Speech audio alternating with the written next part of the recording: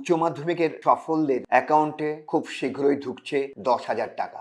তরুণের স্বপ্ন যেন ফের পূরণ হতে চলেছে। পশ্চিমবঙ্গ সরকারের দেওয়া এই প্রকল্পে উচ্চ মাধ্যমিকের উত্তীর্ণদের হাতে ট্যাব বা স্মার্টফোন তুলে দেওয়ার প্রকল্পের নামকরণ করেছিলেন মুখ্যমন্ত্রী মমতা বন্দ্যোপাধ্যায়।